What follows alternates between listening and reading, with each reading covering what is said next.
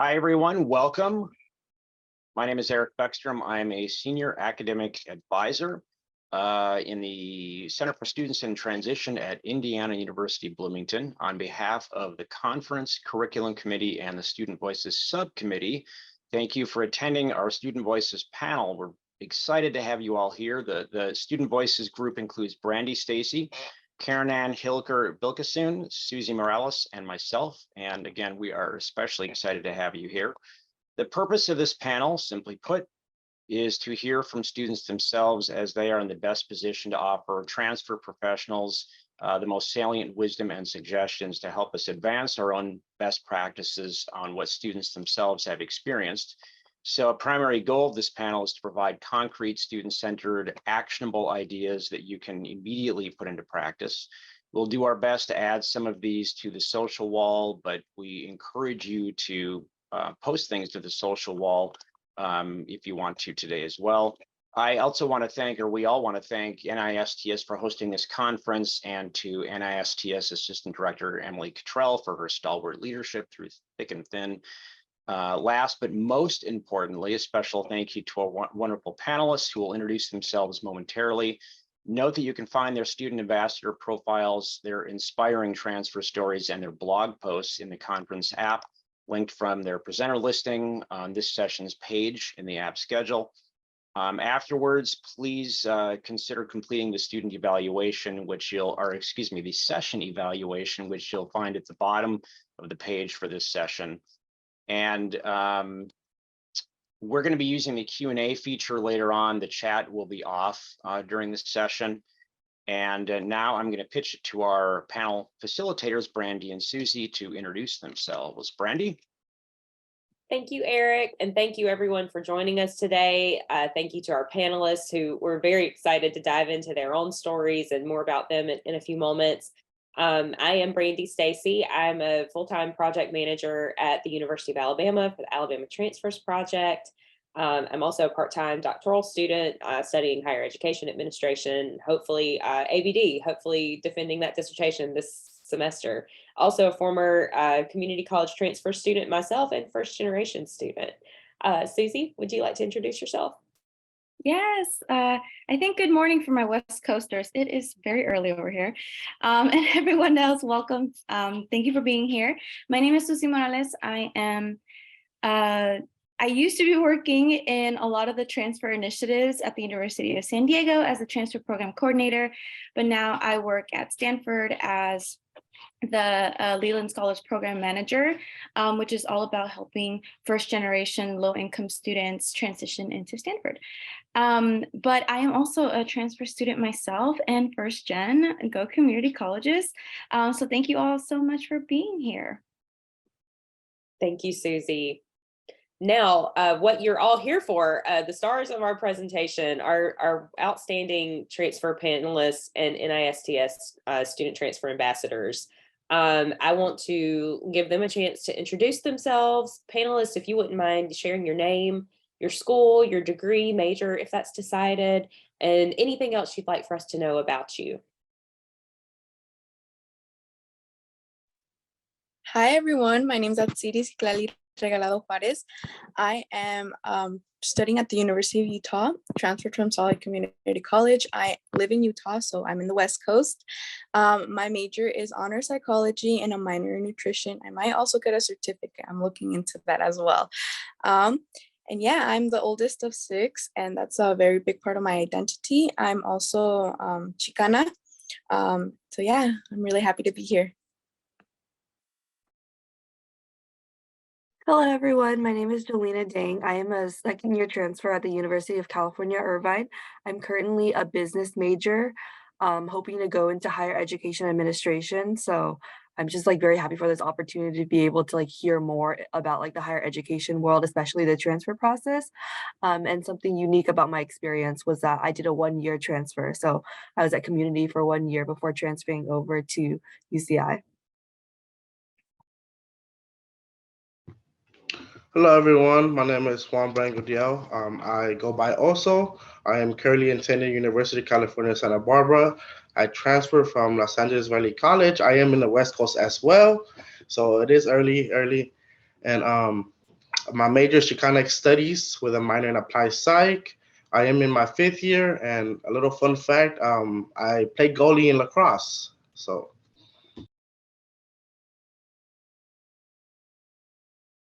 Hi, everyone. I'm Emily Armlin.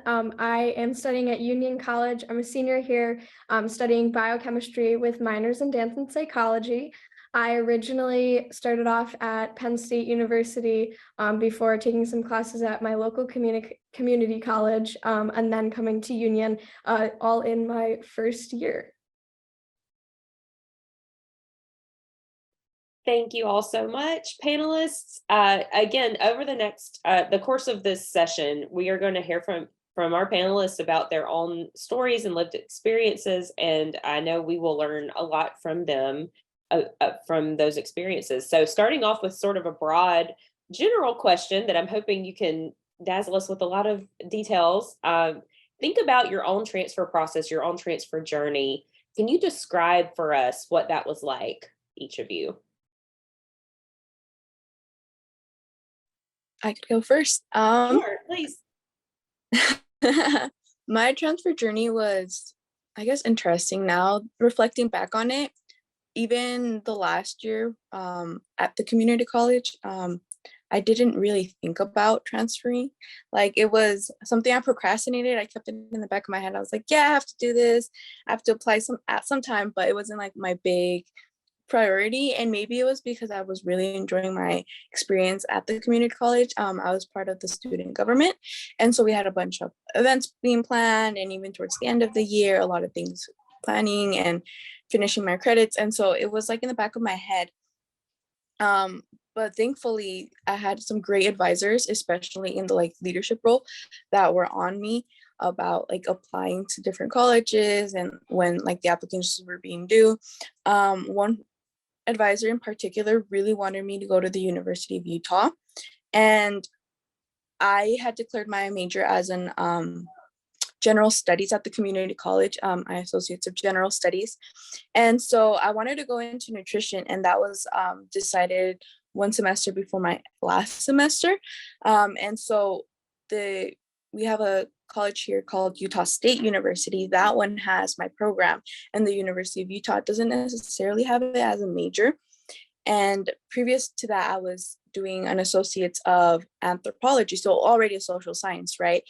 Thankfully to this, with a conversation with this advisor, she told me why she wanted me to go to the University of Utah, and it had to do a lot with community. They have a lot of resources that I personally needed, and a community already up there of people waiting. And also with everything that was going on, it was thanks to my advisors, I would say that I ended up redirecting my path, still doing nutrition, choosing psychology, something that I ended up loving, still a social science, and just being on track. So at the community college level, it was in the back of my mind, but it was for sure not like a big priority to me. And I wish I would have actually made it a huge priority, because when I did transition to the University of Utah, it was quite a struggle, and I'm barely recovering from that. My first semester was really rough, but I don't regret it. I'm actually really grateful for everything. Wonderful. And those, I can still remember the advisors in my own experience who were instrumental in helping me along that pathway. What are some other experiences?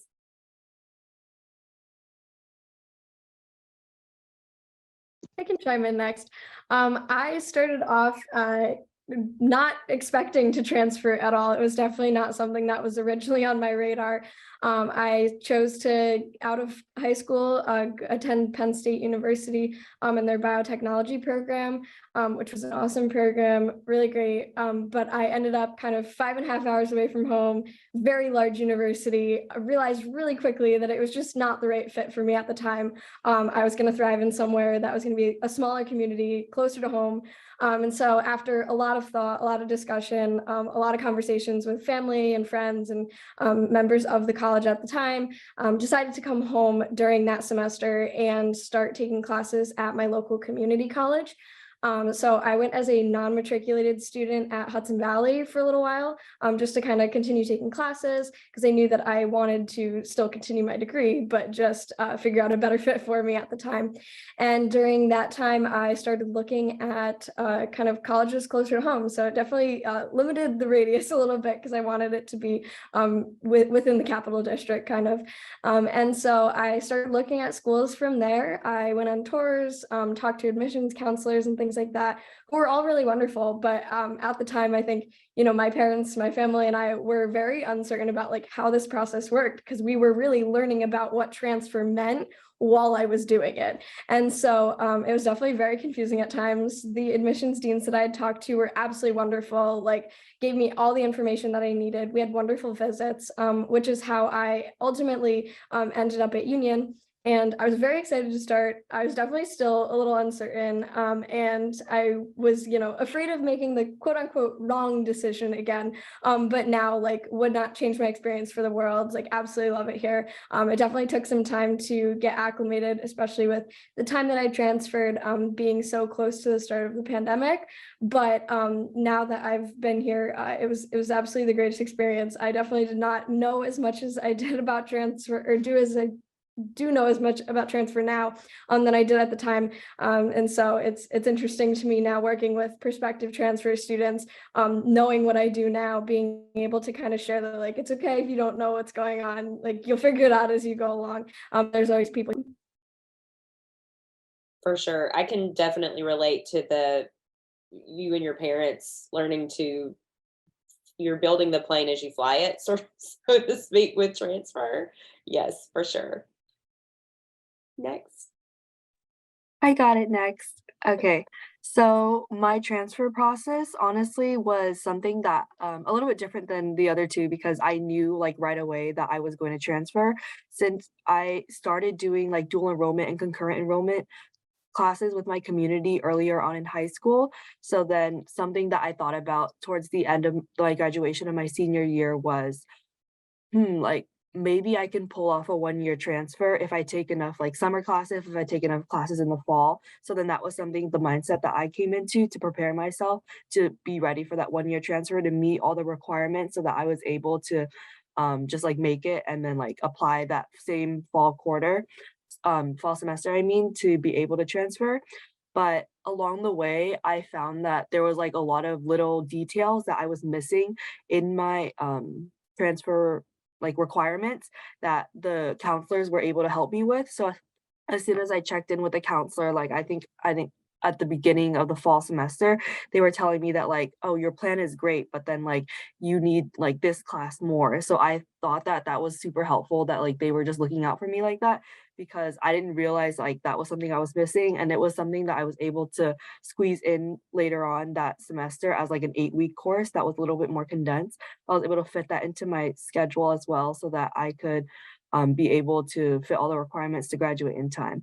But honestly, I think that during my time at community, I felt more supported than I did when I then got to UCI as a transfer, because I think it was because at community you're on a smaller scale and there's like less students, so that the administrators are able to focus on you more, reach out to you more, make sure that like you're feeling more settled and okay most of the time. But as soon as I got to UCI, it almost felt like it wasn't like people stopped reaching out to me overall, but I just didn't feel like as supported, or as like people were like looking out for me, or like making sure that I was okay as much, which is why I think that my first quarter at UCI after I transferred was like quite lonely, I would say, because it was just difficult to like acclimate to the new climate, since it was like a quarter system. It was way bigger. Like I did not expect like so many students in all my classes, and I know it's like a university, so it's way different than community, but it was definitely very different and something difficult to, I guess, adjust to. But overall, the transfer process for me was just like it was very supported and guided during my time at community, which was very helpful. So I really appreciated that.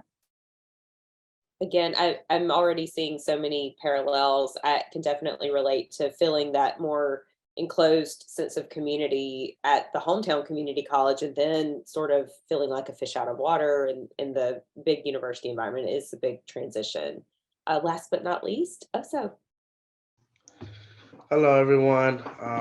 Yes, I guess just like my fellow scholar Emily was stating, transferring was just never on my radar. I actually took a little different path than most of my fellow scholars. I actually took some time off right from high school, and some things led to some other things and stuff in life and stuff like that. So I had to kind of rearrange my life, settle down, and kind of just analyze what was going on and the path that I was going on, and just realize that that wasn't the path that I was wanting to, and that I was, higher education was probably the best choice for me. But yeah, even then, I still wasn't.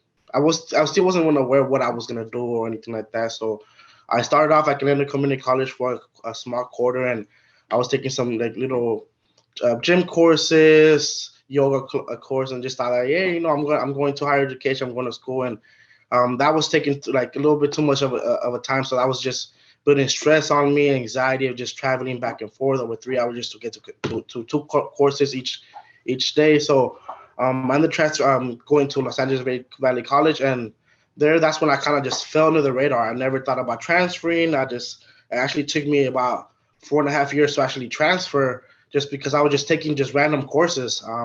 Even though the assistant was right in front of me, I didn't know how to accept it. I didn't know how to take the assistance and use it to my advantage and utilize the resources that were there. So I was just taking random courses until one of my professors saw me that I kept taking her course. I just liked her course in sociology, and she was like, "You've been here almost 3 years or so. Like, what's going on? When are you gonna transfer?" I'm like, "What's transferring? What is this thing?" So I never thought about even know any. I was really naive about everything, and so stuff. I guess the quarter started going on, and everybody started turning in their applications, stuff like that. I was under the impression that universities and colleges came and chose you. I didn't know I had to apply. That was my mistake. So that took me another year because I was just unaware of all the process that came with it to apply.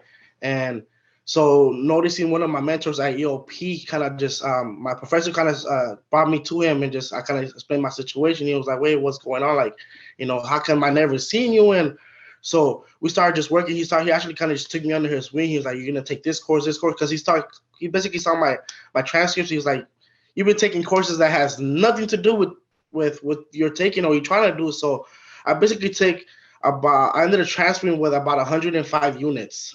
So that's basically double the amount that is needed to even transfer, because I was just taking unnecessary class courses, and that just even built some stress in myself. I was like, what was I doing? And just started doubting myself. Imposter syndrome started kicking in again. And so little by little, he started just taking me to certain universities, and I was like, this is just it's not for me. I visited all Cal States, every UC in Southern California, and I was like, this is still not for me. Like, transfer is not. I don't see myself transferring. Like, I'm just gonna get my A, be done, go back to 9-to-5 job, and I'm good. And he's like, he just kept telling me, just one more try, one more school, one more campus. And I was like, all right, this is the last campus I'm gonna go see. Like, I'm tired. It's building too much stress.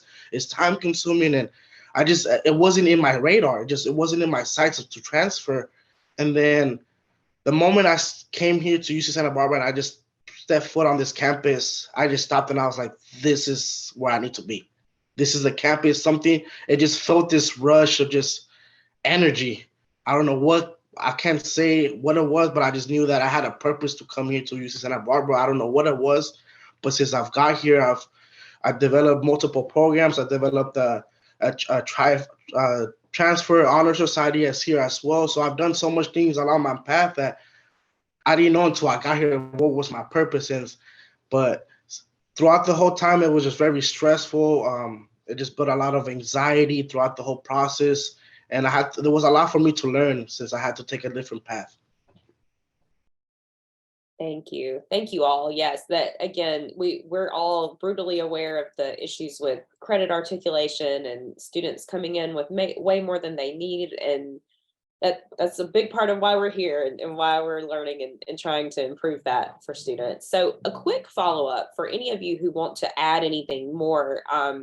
I want to ask you about the mental and emotional aspects of your transfer, although each of you have touched on that at least a little bit.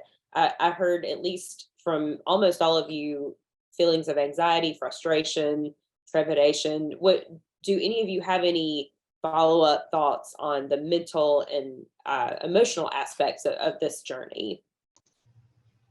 Yeah, I guess I can just continue going from there.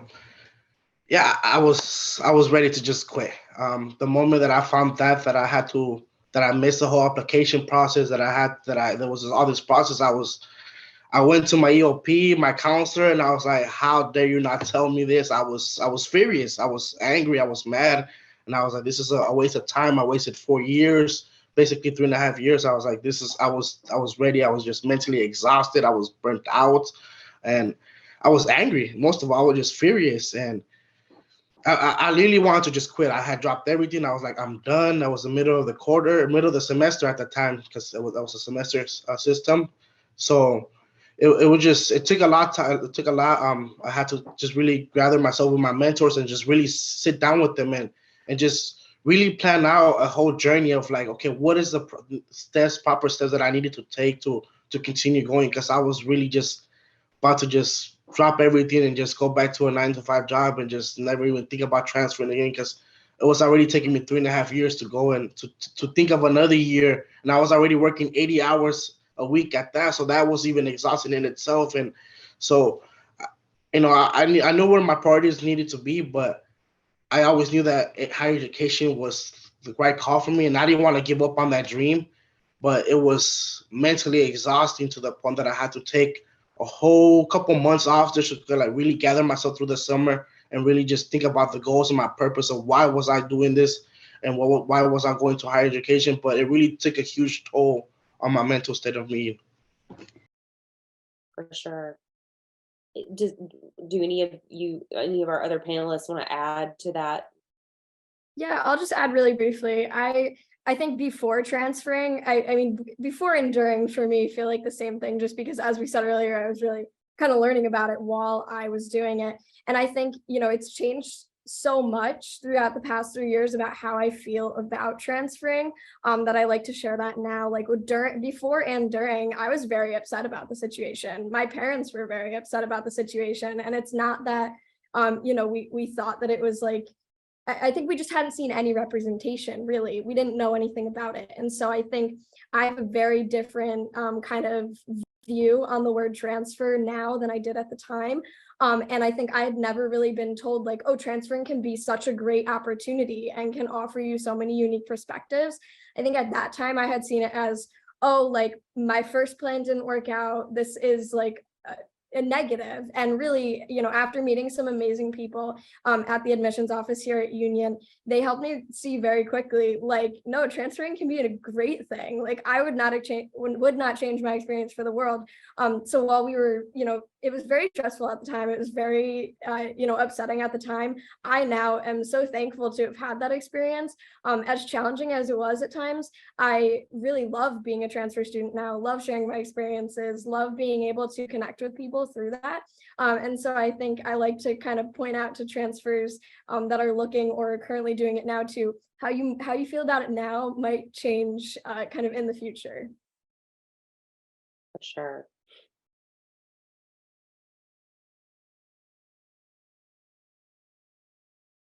All right. Well, we will transition to the next question, which is related. And again, something that you all have at least touched on a little bit in your introductions of yourselves and in your own transfer journey. But shifting gears a little bit, thinking about logistically, thinking about applications, how your credits transferred, and other aspects of your transfer. Can you give us examples of what worked for you and what didn't work, whether before, during, after your transfer process, anywhere in between?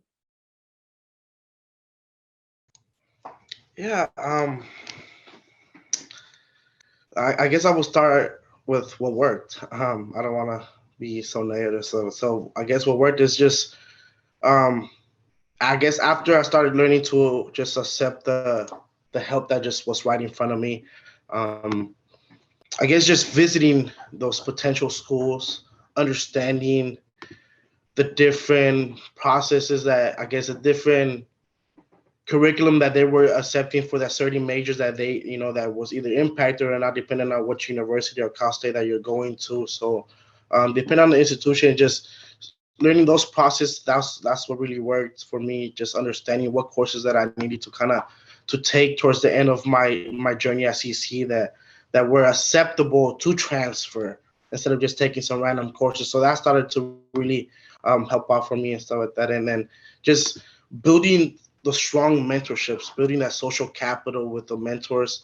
That's what really helped me towards the end. That started just guiding me, showing me what I needed to do and how and what to expect, and just basically not taking it easy, just showing me, what to kind of expect at the next level. That kind of really just prepared me mentally and just physically of what to kind of just expect here at the new university. And just I guess that kind of just taught me of how to advocate and just go and meet with the counselors.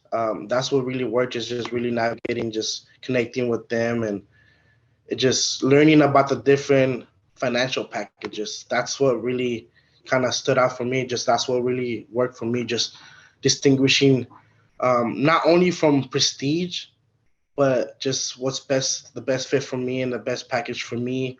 And that's what kind of worked out for me through my counselors, learning to transfer just logistically of where I wanted to go and where I needed to be. So just meeting with counselors at both institutions. Even before I even transferred to UC Santa Barbara, I was already emailing some of the counselors of like, what is the requirements, and just knowing on how to navigate the certain websites that this institution used. So that's what really worked for me to kind of just help me in my decision of where I wanted to go in my next couple of years. And it just, what didn't work, I guess I would say, just learning about the transfer experience, learning about the transfer just towards the end of my journey, just kind of, I guess you would say, a little too, not too late, but a little down further in line that I guess what the institution will actually like us to kind of learn about transferring. And that's what just kind of didn't work out for me, just learning the process a little too late, just understanding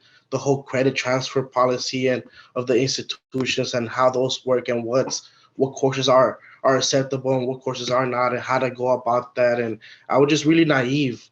I just wasn't technology wise. I wasn't savvy about all that. And that's what just didn't really work for me. Just learning how to just have the right documentation. I didn't have the right documentations that I needed to transfer, and I needed to transfer certain transfer scripts from my first community college. So just having all those things, that's what didn't work for me. So I had to kind of just adjust to that and going from there. But at the end of the day, just, I guess, yeah. Definitely. What are some other experiences with the logistical part of transfer?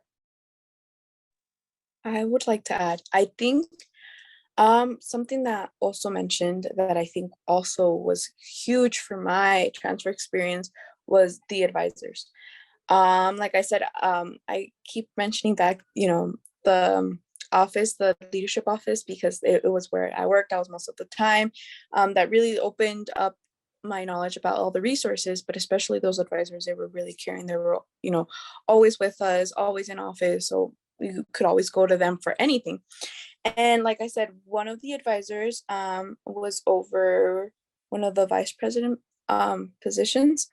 And even though she wasn't my direct advisor, she was always open to meet with anyone. And even then she would come and just always say hi to us and be like, oh, how are y'all? So it was thanks to her that I found out that, well, I actually went to her when I realized, I was like, oh, I think I know what I want to do. I don't have a name for it though. I do know I want it to revolve around health and advocacy and well-being and all this. And it was through her that she was like, what if you go into nutrition? What if you go into this? What if you go into that? And I thought about that. And then thanks to her, I got connected to a career coach. So I didn't even know what a career coach was for, right? but she has a lot of connections. She also has a lot of connections at the University of Utah. Again, why she also offered me to go to the University of Utah.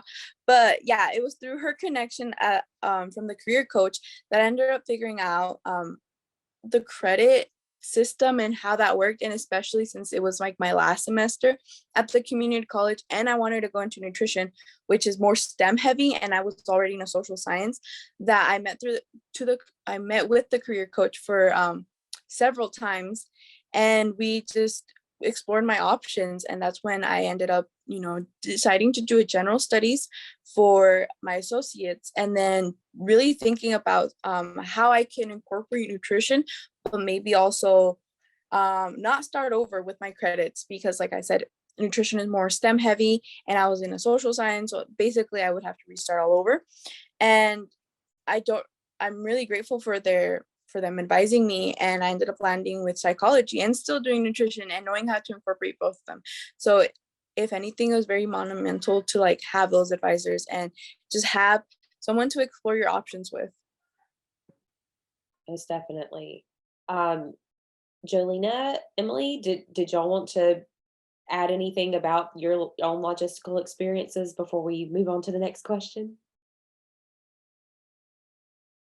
Okay, well, our next question, and again, I feel like all of these questions are leading into each other. They are all connected, and some of you have addressed this already, but I think it's an important question.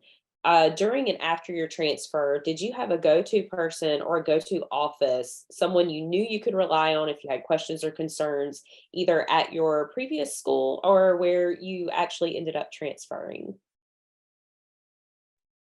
Yeah, I'm happy to start us off on this one.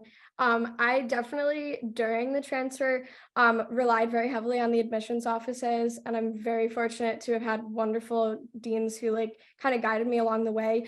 Because for me, I was in this unique spot of I really was only coming into a school with one semester's experience. So I didn't really feel like I fit into a box per se. And so there were a lot of conversations about do I apply as a first year student? Do I apply as a transfer student? Because it wasn't very clearly outlined whether or not I was in either one, because I wasn't starting, in the fall, but I also wasn't necessarily starting as a quote unquote traditional transfer student. And so they were really wonderful kind of before I transferred. Once I transferred, I relied heavily on my class dean, my academic advisor. They were both really lovely. They got me connected on campus right away, made sure I understood kind of, where my class schedule was going to look like, what I could join to start getting involved in the community. But then really kind of the biggest component for me was actually someone in the admissions office, because I chose to join the tour guide team.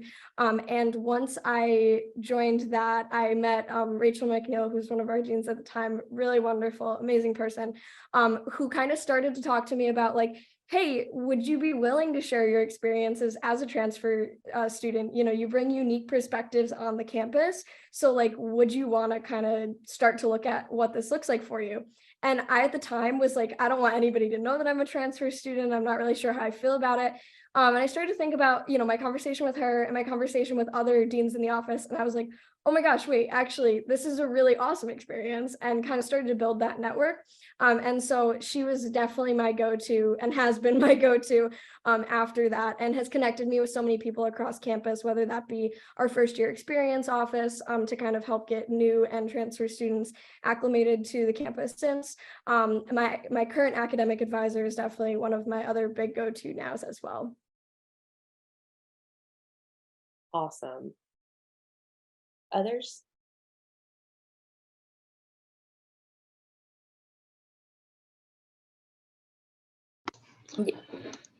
Yeah, how can I say? How can I say? It was a little different. I had to kind of I really had to just learn from my mentor, just because he really kind of started preparing me that it was going to be completely different. He kind of said that you can get lost like a needle in a haystack in this big university, and it's a lot bigger. So it's a lot easier to kind of fall into those radars. And during that whole process, it it wasn't ideally when I transferred. I would transfer right in the beginning of COVID, early in the summer 2020. So it made things even a little bit worse, I guess you would say. So I had to really learn how to really advocate for myself. That's what I had to, he kept sticking to me saying, learn, really speak for yourself, advocate for not only for yourself, but for those around you. He just kept just telling me that. I'm like, well, what do you mean by that? Like, I'm talking to you, I am advocating, so I was, so it was all this stuff that he kept telling me until I got here. And I realized that that's when the university was like, oh, here you go. Here's a whole bunch of videos. Here's the orientation. You can just look at the videos by yourself. You just do just figure it out yourself, figure out all the courses by yourself, and then just sign up and do all this stuff by yourself. Or just here's a checklist of what you need to do, and you're on your own. I was just looking at, I'm like, what am I looking at? Like, what am I supposed to do? Like, I got to figure out, do all this on my own. I got to figure all this on my own. So that took a little time. So I really had to kind of just advocate for myself, just really knowing how to go into the certain offices, certain departments that I need to go in. EOP, Guardian Scholars, the underground scholars here at UCSB are the ones that kind of I really felt towards to. And those are just my support systems that I've been here since day one. And those are the individuals, those are the programs that really just help me navigate through the whole transferring process, just adjusting to the whole system of knowing where to kind of just find resources that I need to find to kind of start transferring and have a successful transfer during that process. For sure, yes. I want to give a chance, Jolynna, Atziri, if y'all have any other thoughts on the go-to person or go-to office. Yes, I actually have really strong opinions about this now that I realized and I was listening to my colleagues. Start off, like I said, I mentioned what office I used to funnel me out of the university, right? It was leadership. They were really great. I guess at the community college, I also took a lot of advantage of our multicultural office, ODMA, and also the Dream Center. It was all these connections that really helped me funnel me out of the community college into the university. Coming into the university, it's way different from a community college in the sense that it's huge, right?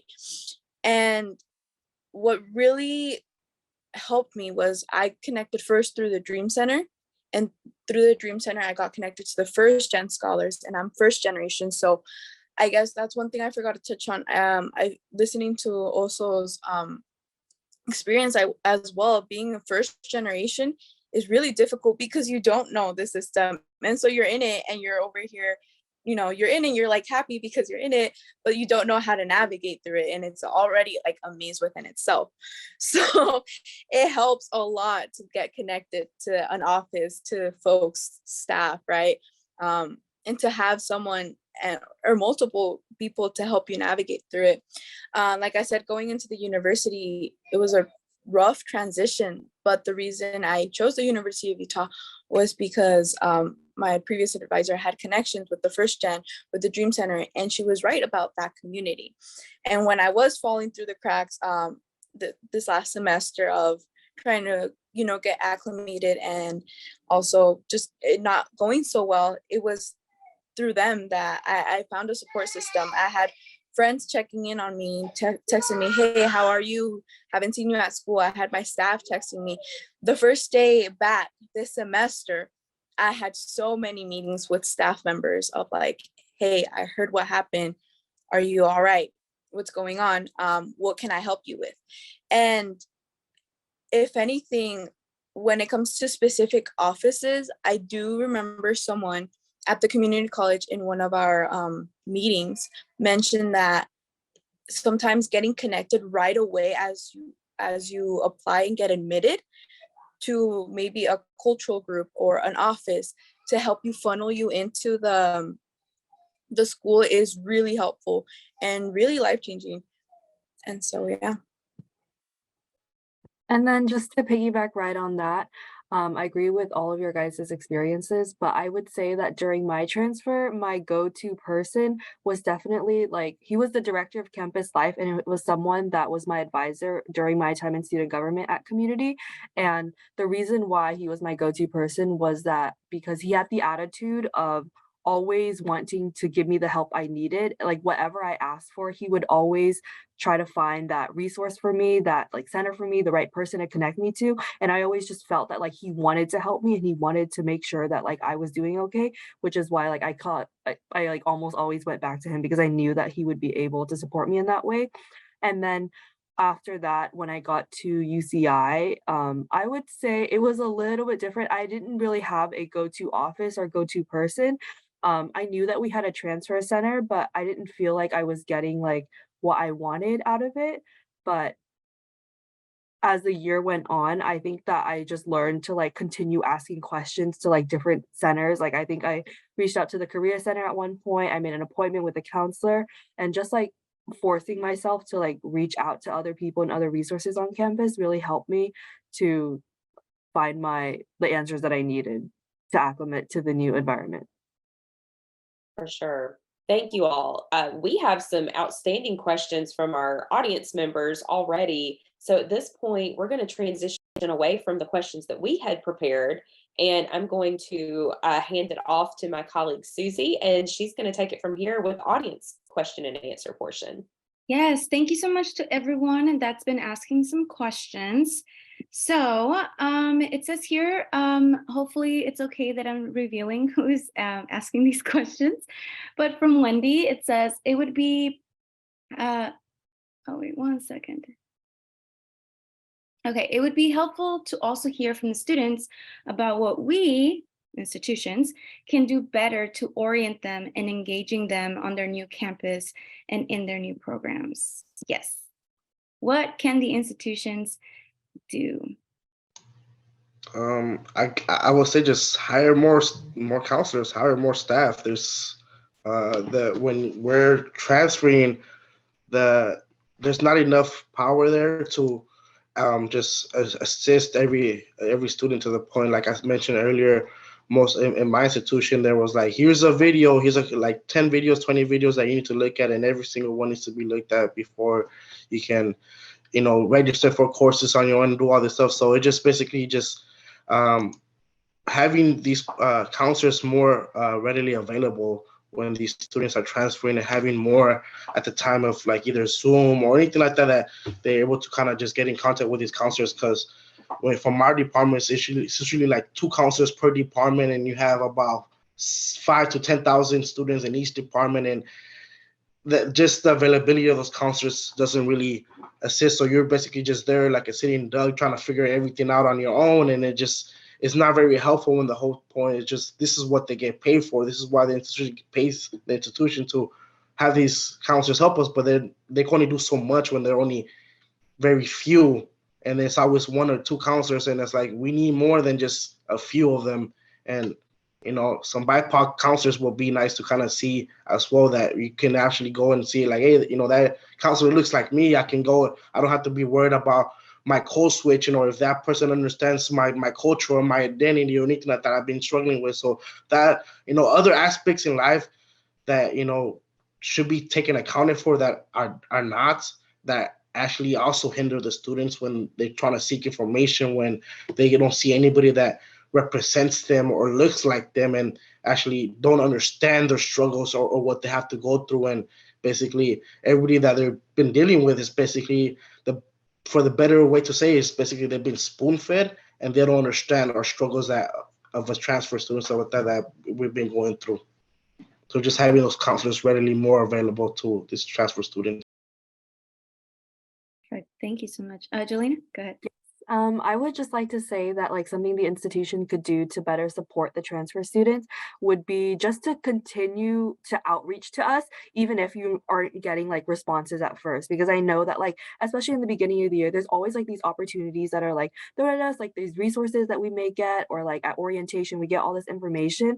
But I think that continuing to like keep up with us, and whether it be like checking in or just like someone making sure that we're able to like have that organization that we have a community in, because that was really difficult for me to find like something that I fit into like during my first quarter at UCI. But it was only until like I forced myself to join this organization that I was able to find it. But it definitely, I can see it being hard for people who may not be like as extroverted or may not have like the ability to like force themselves to like go out there and like find that opportunity to like make themselves have a better college experience. So sometimes like they need people reaching out to them. And I think that that would be something that would be very helpful to those transfer students, because it's very difficult to do that at a new environment. But just like the constant outreach, I would say, like, it might be, you might think you're annoying, but like at the end of the day, it will always be useful to someone and they will appreciate it a lot. I'll also just add really, really quickly, if you don't have an orientation program mid-year, definitely consider adding one. Because we're on trimesters, we did not have a formal orientation program mid-year when I transferred. It is something that we have since started. Definitely recommend. And lastly, I would like to add, giving transfer students or any new students, right, but especially transfer students, a space and faces, even just for first generation as well, first generation students. Maybe I'm also speaking through that perspective, giving them a space and faces on campus that, you know, first day, scary, huge, I don't know anything, I don't know anyone, what do I do, where do I go, how do I, you know, just giving them, like I said, I'm part of the First Gens program at the University of Utah, and it has been great.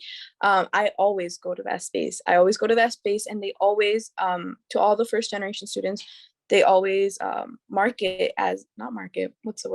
they're always welcoming and always telling them, hey, this is a space y'all can come to. And I think, I'm not really sure about like different schools, right? But even just sending out emails, or even at the beginning on orientation being like, hey, if you're in the School of Social Work, here's your building and here's a space for y'all to come. And one thing that I think for anyone, right, but especially for students, is like food is a bribe. And in our first gen space, we have a little pantry, and so they always welcome us with like, hey, this is a space y'all can come study, make friends. Here are 3-4 resources right at the foot of the space.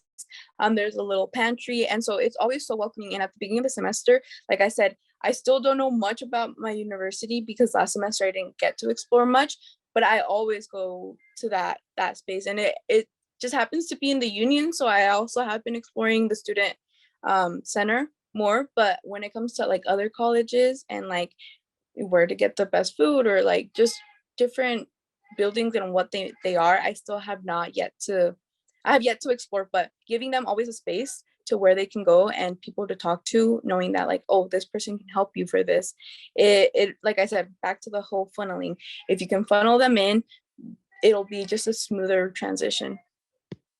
So what I took away from that was food. Food. I'm just kidding.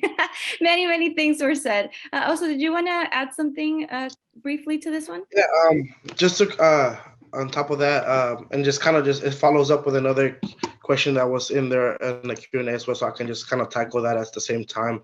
It just after I did start getting when my CC started getting acclimated and just started knowing about the whole transfer process, what really helped me was learning about joining the program Triple CP, CCCP at UCLA, and that's what really helped me knowing and learning about the whole transfer process and really how to just become a competitive scholar to be able to kind of go into my institution that I was going for. So implementing, ensuring that your CC has this type of program where these student scholars that are planning to transfer or want to transfer, or just even there that say, say, here's a program, this program's delivery just to show you exactly every step, to basically show you along every step that is needed to take to basically for you to transfer, from PIQs to everything like that you need to do to basically become a better, I guess, competitive scholar.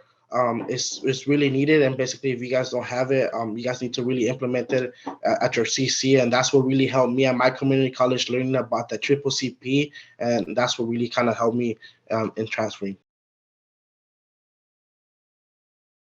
All right, thank you so much. So something that Emily, you kind of touched upon a little bit, we did get a question about that, and I think orientation is kind of like a really big thing. And we all kind of experience orientation. And even sometimes if you didn't experience orientation, you can also kind of answer this in a way. So Susan asked, what was transfer orientation like at your four-year institution? What do you remember about your orientation experience? And more importantly, for us to focus on, what did you appreciate and what were areas that need improvement? Emily? Yeah, I'll just start off briefly. When I came to the four-year institution that I transferred to at Union, we at the time didn't have a formal orientation program in the winter. There was one for the fall, but not for winter or spring entrances, only because there were about 2 or 3 of us coming in at that time.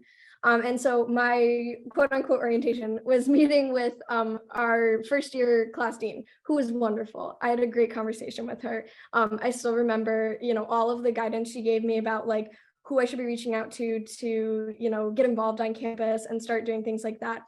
Since then, we have worked to now have orientation during all 3 term entrances. And so I work with our director of the first year experience in kind of facilitating the orientation for the transfer students. So this fall, I was the orientation advisor for that. And I think something that we had gotten feedback on when we did it was that for my group, at least, we, kind of changed the orientation experience a little bit from what the first year students were coming in as, because obviously transfer students, as we all know, come in with very unique experiences, and not everything in that orientation program is typically, directly for transfer students. And so kind of being mindful about wording of things, about, the relevancy of certain conversations during orientation for different students was something that we've been working a lot on, because previously there was, okay, well, you're going to take your first year experience course. And it's like, okay, well, for transfer students, this entire session is not as relevant. And so instead, what we talked about was we had a different group where it was like, okay, we aren't having the first year experience like course because we're transfers, but what are the resources that we have? And so kind of making those guided, like direct sessions for transfer students, I hope at least has been really helpful.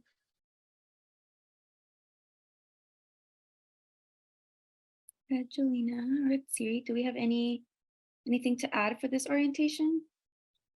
All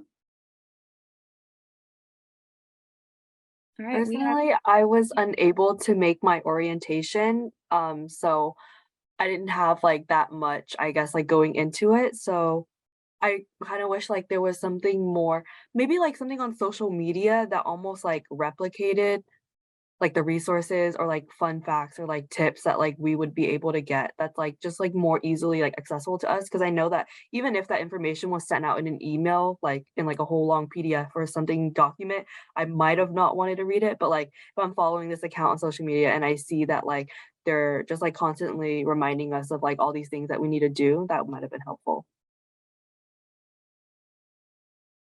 Great, thank you so much. I've been in rooms where people in institutions will say like, okay, well, if they don't attend this event, like that's kind of like on the student. And it's not on the student, it's on the institution to like anything that y'all miss. How can I just get this to you as quickly as possible and as accessible as possible? So we do have a lot of academic advisors on here as well. So in terms of academic advising, how can your academic advisor at your receiving institution support you in your initial transition within the context of academic onboarding? Did we meet with our academic advisors? How about that? I can chime in. I am trying to think back, and actually I just met with my academic advisor last week, or was it this week? But the only reason I met with her was because I'm on academic warning because last semester went rough. And now that I think about it, when my friends didn't transfer, they went straight to the University of Utah. I was, I believe, one of the only folks that I can remember from my high school that went to SLIC and then went to the University of Utah. And I still kept in touch with them. And I do remember that it was during the pandemic when we had like our orientations, but I think every semester and especially the first semester, you could not register for your classes if you did not meet with an academic advisor. And so I don't know if that's for all institutions. I'm getting a head nod from Emily. So maybe, but I feel like every semester that would be really helpful. Again, as a transfer student, maybe since I didn't have that first like, I guess plan. I don't know. I really don't know why I did not meet with my academic advisors at the beginning of the semester. But now that I think about it, I realize that that's a difference that I have with, you know, my friends who went straight to the university. I don't know, Emily, if you had something you wanted to add briefly. Yeah, I can just add on briefly. I, prior to coming to Union, had a transfer credit evaluation done, and it was sent to me like directly after I was admitted to the college. And then like a day or two after that was contacted by who would then be my academic advisor. And one of the things that I loved about my academic advising experience here at Union that I would love to see like other universities also implement was they were having a lot of conversations with me about like, what is going to be the biggest change for you coming to Union and how can we best facilitate that transition? So it wasn't even necessarily about the class itself, but for me, it was more of, I'm coming from a very large institution. My class size was like 200 students. The class size here is like 25. What are those expectations? What does that look like different for me? And so I think the biggest piece of advice that I had been given was really just to like be open with my professors about the fact that I was new here and that it was a different experience. And that, you know, I was just adjusting to the new system at the college. And that was so helpful because like they were super receptive to, you know, that information, but just if they didn't know that my previous experience hadn't been like a very small classroom setting, there would have been no way for them to kind of help me better had I not had that. Great, thank you so much. And I think also maybe answering questions in the Q&A. Amazing, we love that. So we talk a lot about the institution that we transferred to, but before we get there, if you transferred from a community college, so what are some of the things that helped you transfer? I know also you touched on like the mentorship aspect of being able to transfer and like what that took and like taking you to all the campuses, which is amazing, above and beyond, we love it. What other programs or events or people, centers helped you transfer in the transfer process, made the transfer process a little less scary, a little bit more manageable? So for me, our transfer center at community was able to host like many workshops just like throughout the span of fall quarter, as well as in the spring, even after the transfer applications have closed, just to prepare the students for later on next fall when they want to transfer. But I remember attending a workshop where they were reviewing our applications, and like from there they were able to go through like some of the things that I had already filled out and be like, oh yeah, you need to fix this here. And like they helped me, just like I guess like since they're so used to seeing like all of these applications, they knew like what was right and what was wrong and were able to help me pick out everything from my applications. But having like just like these little things like these application reviews, or they were also able to give feedback on my PIQs for my essays that I wrote for transferring. And that actually helped me a lot because as a one-year transfer, my mindset was still kind of in the high school mindset of like, I'm still proud of like all my high school accomplishments because like that is what I had just come out of. But as a transfer, they reminded me that they're looking for like what you've done at your community since then. And that kind of got me, oh shoot, like, yeah, I need to like talk about something else. Cause like, even though like they were all great things that I did in high school, like they do want to see something different that I've been doing at my community since then. And then it was really close to the deadline of the essays, but I was able to fix one or two of my essays to have a more focused emphasis on what I've been doing at community and student government with the financial office, because I was the vice president of financial affairs. So then I was able to just continue to work with them to like fix my essays. And I think that helped tell my story more, and that played a big part in why I got in. Great, thank you so much. Can also relate to the workshops aspect of things. I don't know if Atziri, Emily, also y'all had anything to add to this.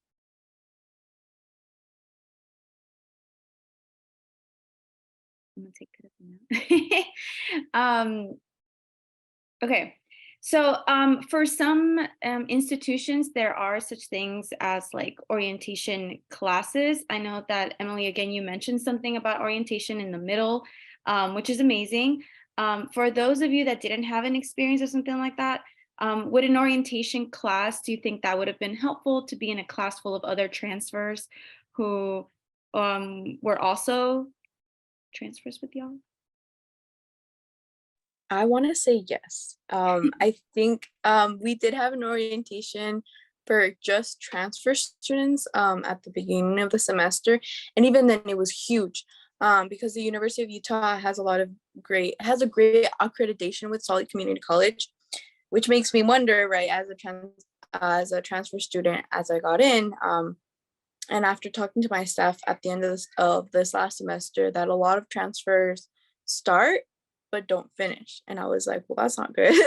That's not good within itself. And I can see why, because there wasn't that sustainable support throughout the semester. It's only like the beginning, here you are, here's everything. They bombard you with information of like all the things you need to do and things you can get involved with.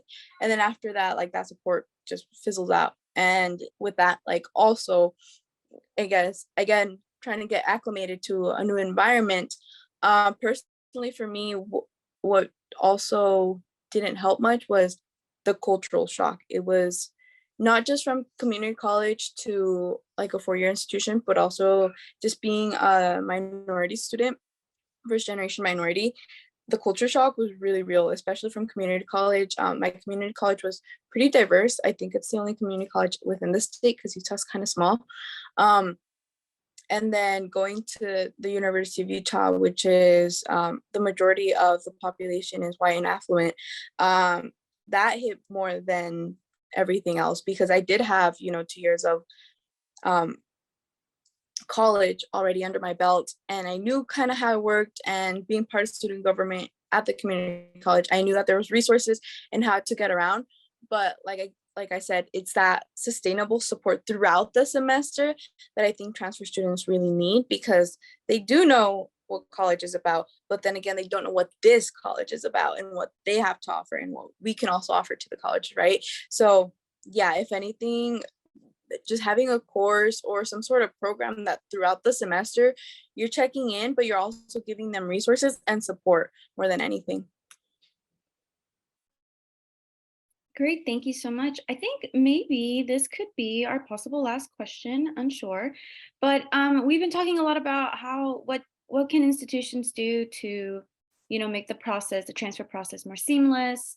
A lot about the institutions, both community college and 4 years, or your destination transfer school.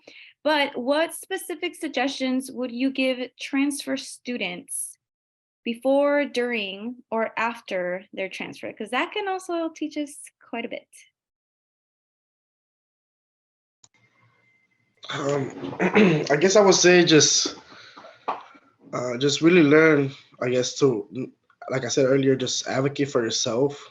Just really learn how to advocate not only for yourself, but for those around you, those that are coming after you, and for, future generations to come as well. Just everything that we're doing now and setting this path, and all these scholars are establishing great programs and great things on their respective campuses. And it's just not for us, we are paving the way for us as well, but it's all those that are coming behind us. And just not only that, but it's just to take the time and just enjoy it. Enjoy the moment, enjoy the whole process, enjoy the time that you're there, because it does fly by fast. Like, I've been here 3 years already, and it seemed like it was just yesterday.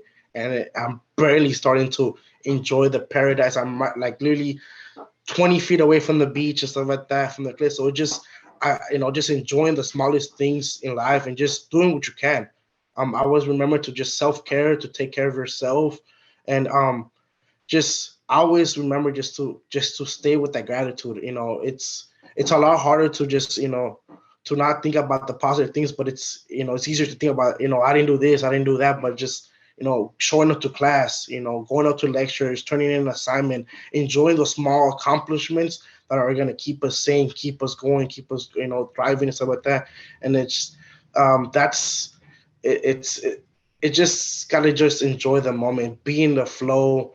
We tend to kind of just to forget about everything since we are, most of us are first gen, non-trad. So we have to usually work, we have to go to full-time courses, so sometimes we tend to lose that moment of where we at, and so then we're not, we don't get to be grateful for me, for myself speaking. I'm not, I don't get to be that much grateful where I am and the location I am, and just taking the time just to stay humble and just to recognize the location I'm in, and just enjoying life, enjoying the whole process, and just at the end of the day, just knowing that you did the best that you could that day, and the next day is going to be the next day, and then you just tackle those tasks the next day. But self-care is the biggest, most important tip that I can just give anybody, is to really ensure that you take care of yourself, your mental state of being, nutrition, health, everything as well. We tend to lose focus about our mental health state of being.